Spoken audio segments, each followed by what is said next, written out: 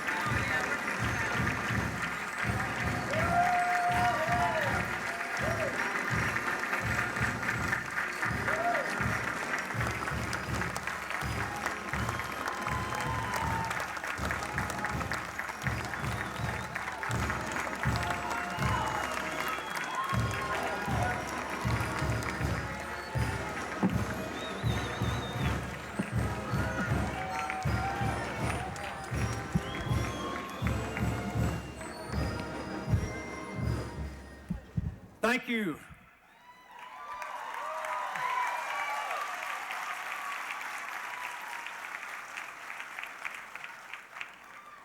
I want to thank all of you for being here today. All of you who spoke, all of you have been friends of mine through so many years. All of you who have given me your support and the opportunity to be governor of this beloved state of ours for the last 11 years. All of you who have filled my life so full of blessings, far greater than I could ever deserve. I want to especially thank Hillary and Chelsea for taking this big step on our life's journey together. Hillary for being my wife and friend and partner, for the love we've shared and the work she's done to make life better for the children and families of this state and this country.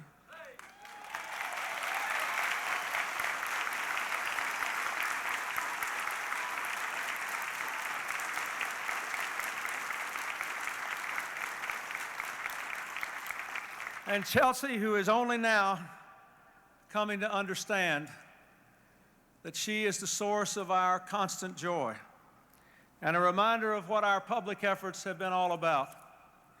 A better life for all who will work for it and a better future for the next generation. All of you in different ways have helped me to come here today, to step beyond a life and a job that I dearly love, to make a commitment to a larger cause, preserving the American dream, restoring the hopes of the forgotten middle class, and reclaiming the future for our children.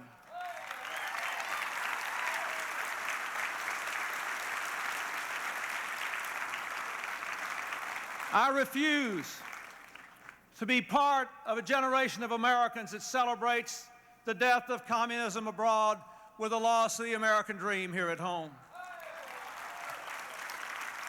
I refuse to be part of a generation of Americans that fails to compete in the global economy and so condemns hard-working, middle-class Americans to a lifetime of struggle without reward or security.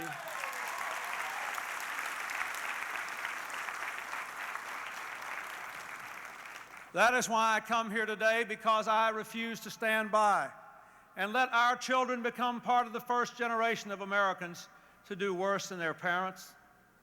I don't want my child or your children to grow up in a country that is coming apart instead of coming together. Over 25 years ago, I had a professor at Georgetown who taught me that America was the greatest country in human history because at critical times we had always believed in two simple ideas. One, that the future can be better than the present, and two, that each and every one of us has a personal moral responsibility to make it so.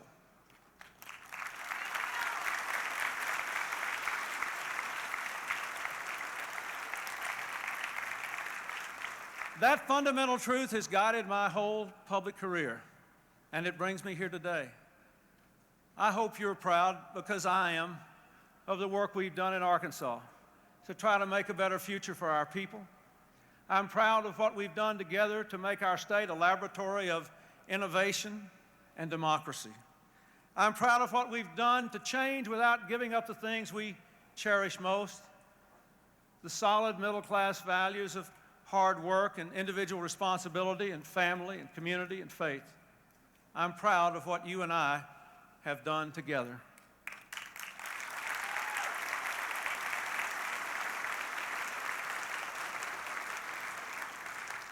But as I've traveled across our state and our nation, I've learned that everything we've believed in and everything we have fought for is threatened by an administration that refuses to take care of our own, that turns its back on the middle class, and is afraid to change in a world that is changing so fast. The historic events in the Soviet Union have taught us a very important lesson. National security begins at home. For the Soviet Empire did not ever lose to us on the field of battle. It rotted from the inside out.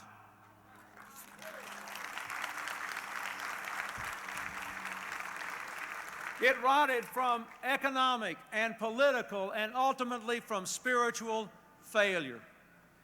To be sure, the collapse of communism requires a new national security policy. I applaud the President's recent initiatives in reducing nuclear arms. They're an important first step.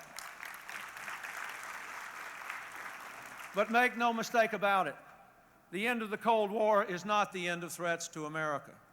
The world is still a dangerous and uncertain place, and the first and most solemn obligation of the President of the United States is to keep America safe and strong from foreign dangers and to promote democracy abroad.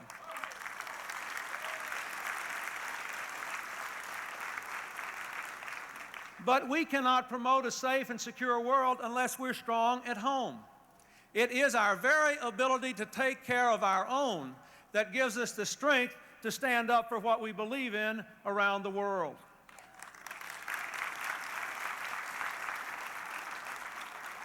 For 11 years as governor of this great state, I have struggled to preserve and create jobs in the global economy. I know that our real competition for the future is Germany and the rest of Europe and Japan and the rest of Asia. And I have seen that we are losing America's leadership in the world just as we are losing the American dream here at home. Middle-class people are spending more time on the job, less time with their children, and bringing home less money to pay more for health care and housing and education.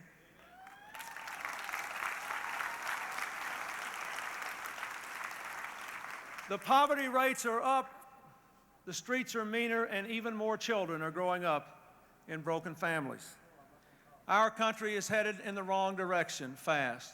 It's falling behind, it's losing its way. And all we've gotten out of Washington is status quo paralysis, neglect and selfishness and division, not leadership and vision.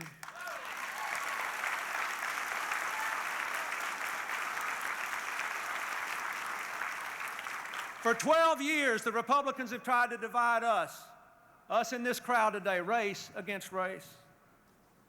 They want us to be angry at each other so we won't be mad at them.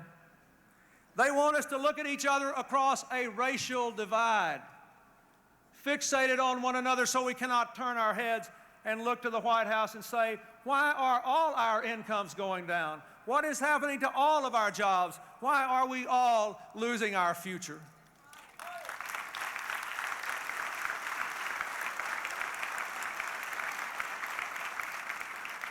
Well, here in the shadow of this great building, all of us, we know all about race baiting. They've used that old tool on us for decades now. And I want to tell you one thing. I understand this tactic, and I will not let them get away with it in 1992.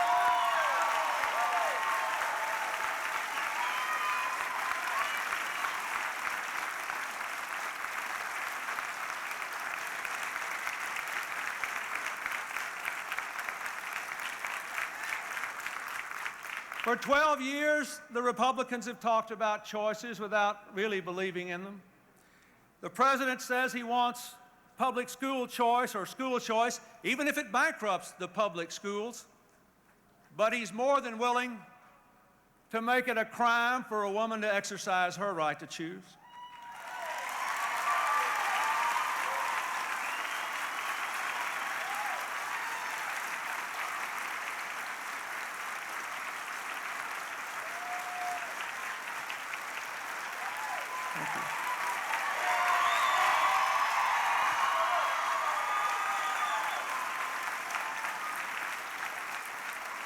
For 12 years,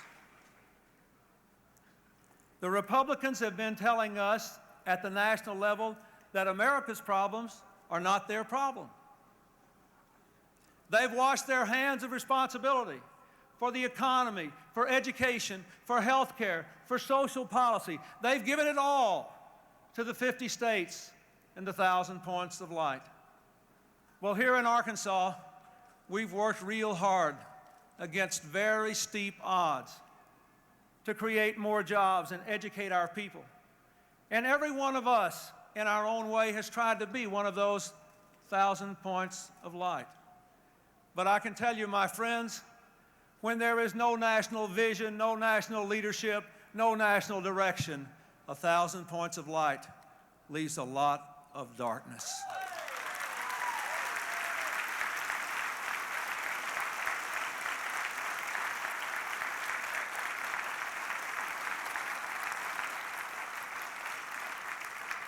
We've got to turn this country around and get it moving again. We've got to fight for hardworking middle-class Americans for a change. We're not going to get that positive change just by bush bashing. We've got to engage in the old-fashioned work of confronting the real problems of real people and pointing a way to a better future. We have to provide the answers and the solutions. Make no mistake, this election is about change. Change in our party, change in our leadership, change in our nation.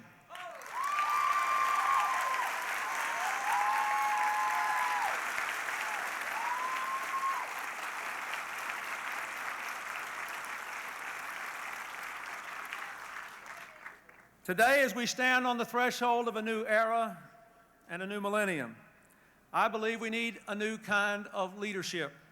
Leadership not mired in the politics of the past, leadership not tied to the old ideologies, but proven leadership, capable of reinventing government to help solve those real problems real people face.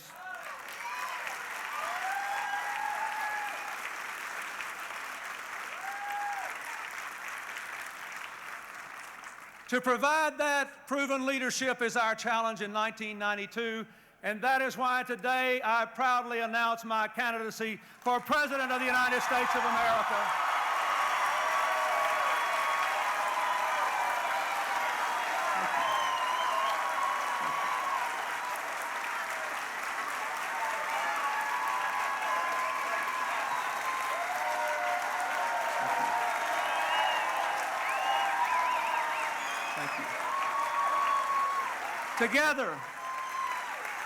Together we can provide the leadership that will restore the American dream, fight for the forgotten middle class, that will provide more opportunity, demand more responsibility from each of us, and create a stronger community in this great country of ours.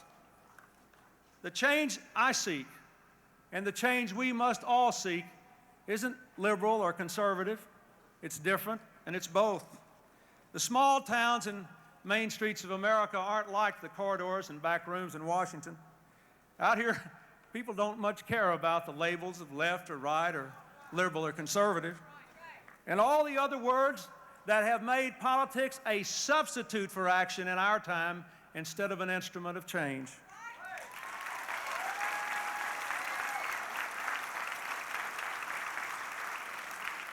I believe most folks are like the folks here in this crowd today. They're crying out desperately for someone who believes the promise of America is to help hardworking Americans in the struggle to get ahead, to give them a green light instead of a pink slip.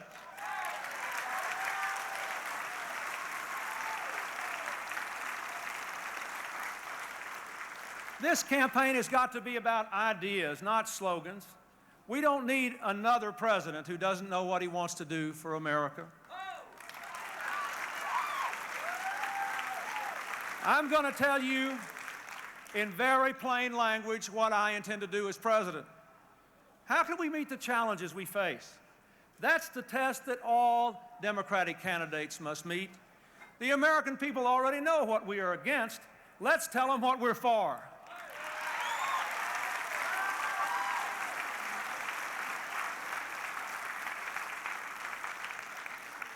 We need a new covenant to rebuild America, a solemn agreement between the people and their government. Government's responsibility is to create more opportunity for everybody, and our responsibility is to make the most of it.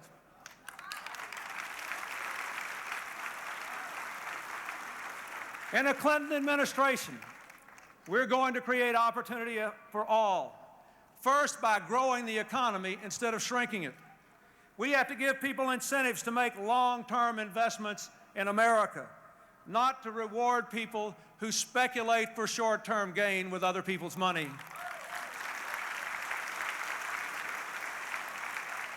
We've got to invest more money in the emerging technologies that create high-paying, good jobs.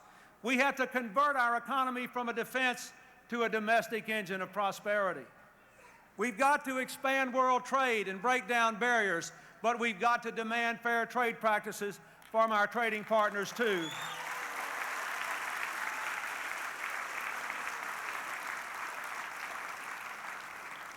The American people don't want to run from the world. They want to compete and win, and we need to make it possible for them to do that.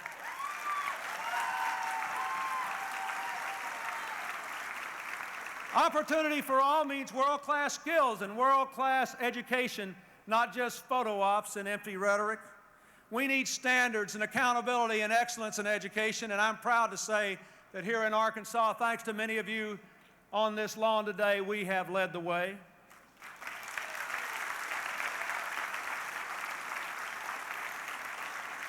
I pledge to you today that in a Clinton administration, the students and parents and teachers of this country will get a real education president.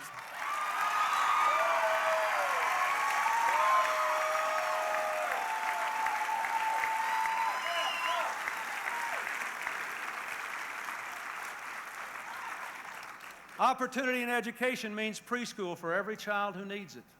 It means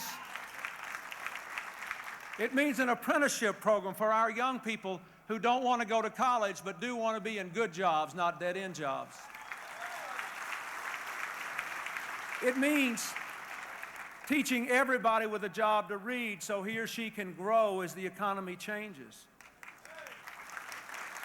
And it means passing a domestic GI Bill that will permit any young American to borrow the money to go to college and ask them to pay it back, either as a small percentage of their income or with a couple of years as national service, as policemen or teachers or child care workers or nurses.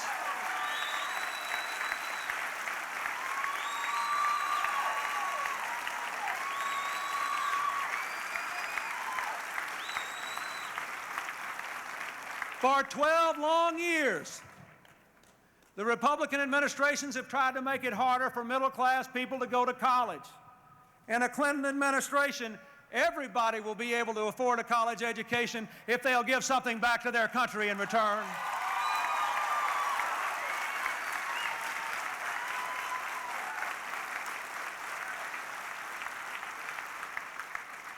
Opportunity for all means reforming the most expensive health care system in the world to control cost improve quality, expand preventive and long-term care, maintain the choice that consumers have, and cover everybody. And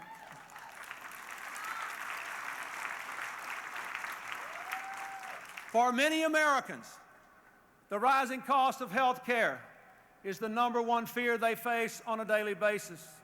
We can do these things without breaking the taxpayers, but we do have to take on the big insurance companies and the health care bureaucracies and demand some real cost control in the American health care system.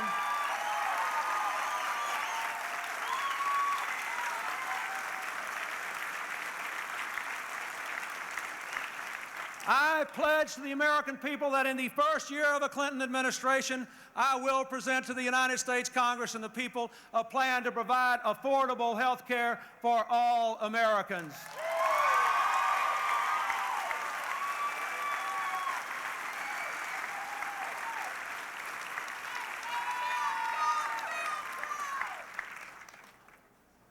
Opportunity for all means making our cities and streets safer. All across America, I have seen people banding together to take back their streets and their neighborhoods and their housing projects. In a Clinton administration, we'll be on their side with new initiatives like community policing, boot camps for first offenders, and drug treatment when people need it, not 6 months later. Opportunity for all means making our tax system fair. I'm not out to soak the rich. I wouldn't mind being rich myself. But I do believe that rich people should pay their fair share of taxes.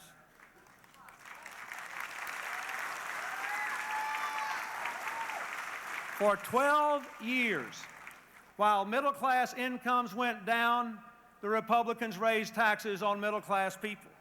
And while the incomes of our wealthiest citizens went up, their taxes were lowered. That's wrong, and the middle class needs a break.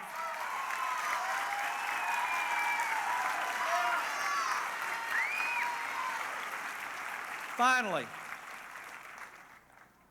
as we know in the natural state, opportunity for all means we must protect our environment and develop an energy policy that relies less on imported oil and more on clean natural gas and conservation so that we can leave our children a healthier, safer, more beautiful America.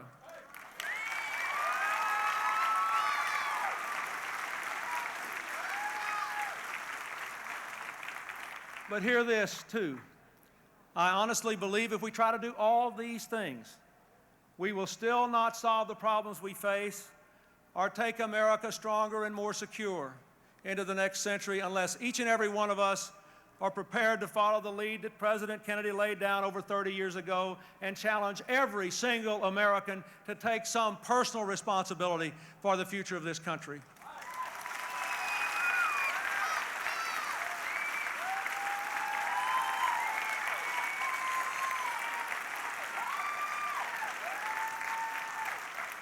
In our new covenant, the government owes people more opportunity, but the people owe themselves and the rest of us their best ability to make the most of it. We should expect people to move from welfare roles to work roles. We should give them the skills they need to succeed and then insist that they move into the workforce to become productive members of society.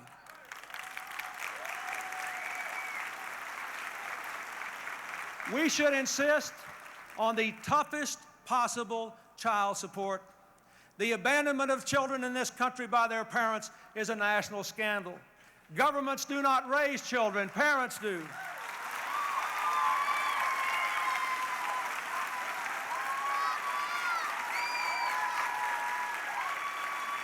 And when parents refuse to do that, their children pay, and so do all the rest of us forever.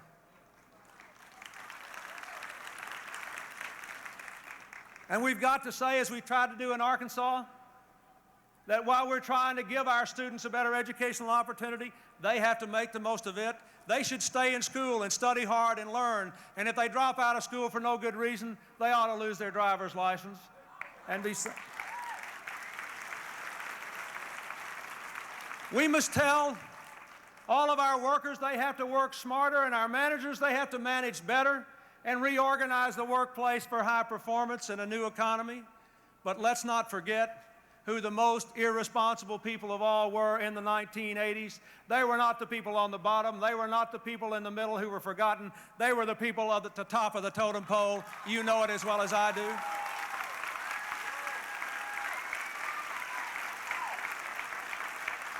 It was the people who had enjoyed the most fruits of our great society that sold out the S&Ls with bogus deals, that nearly bankrupted the country with idle mergers and acquisitions when they should have been investing that money to create jobs and produce new products and services.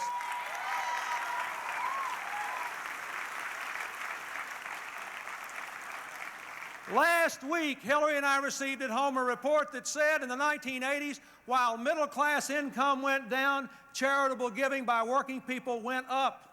And while rich people's income went up, charitable giving by the wealthiest people in our society went down. Why?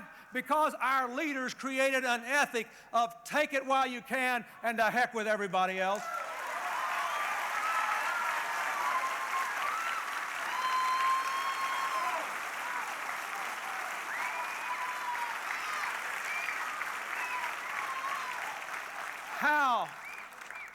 How can we ask people who are poor?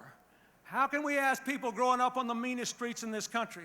How can we ask people working and still not having enough money to pay their bills to be responsible when they know that the heads of the biggest companies in this country raised their pay by 4 times the percentage their workers went up, 3 times the percentage their own corporate profits went up in the 1980s?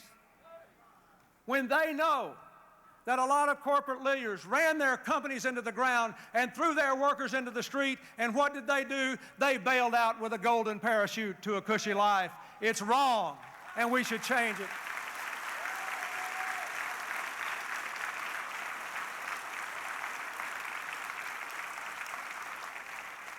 Teddy Roosevelt and Harry Truman and John Kennedy used the bully pulpit of the presidency well.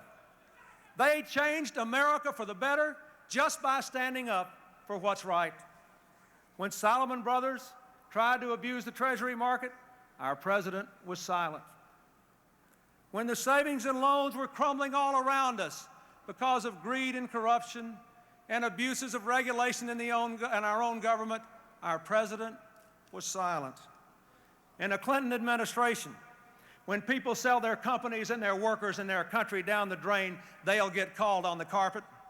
We're going to insist that the leadership of this country, the people that are living high on the hog, that are benefiting from everything all the rest of us have worked for, invest in our country and create jobs for our people and do what's good for all the rest of us as well.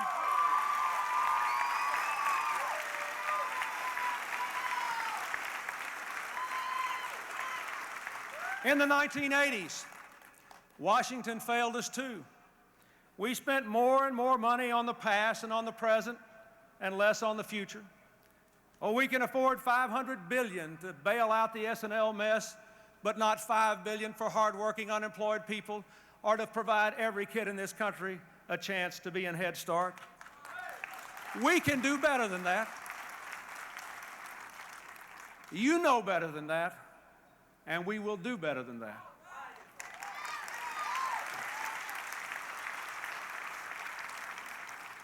A Clinton administration won't spend your tax dollars on programs that don't solve problems and a government that doesn't work. I want to reinvent government, to make it more efficient and effective. I want to give citizens more choices in government services and to empower those who need it to make those good choices. I want to lead the way because that's what we've tried to do in Arkansas. We've balanced our budget every year, and we're improving services and treating our taxpayers more like our customers and our bosses because they are. And that's what we ought to do in America.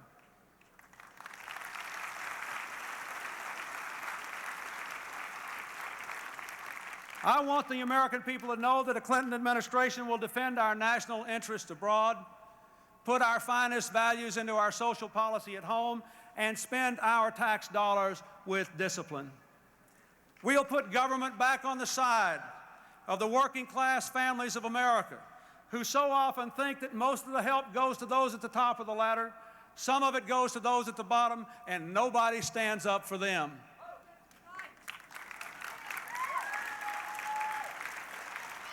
But we need more than new laws and new programs. We sure need more than new promises. We need a new spirit of community, a sense that somehow we're all in this together, that we're going to rise or fall together. A few years ago, Hillary and I visited a school in Los Angeles, in an area plagued by crime and drugs. We spent an hour and a half with a dozen sixth graders who told us their number one fear was getting shot, going to and from school. And then they were worried about turning 12 or 13 and being forced to join a gang and use crack or get beaten badly. And finally, they were worried about their own parents' drug abuse. Nearly half a century ago, I was born not too far from here in the little town of Hope, Arkansas.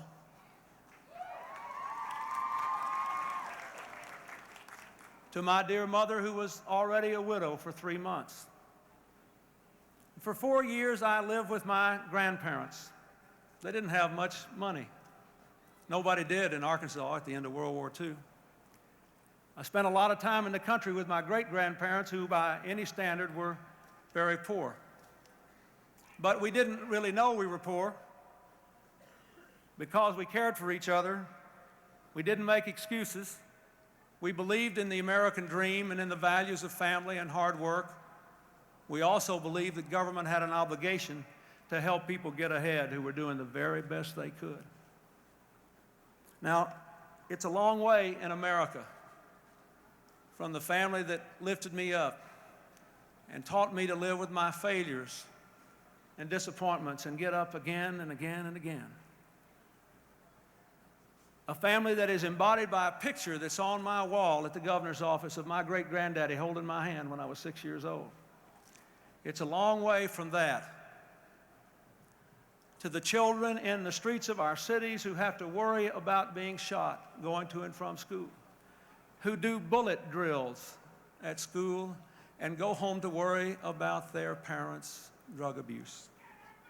I tell you, by making common cause with those children, we give new life to the American dream.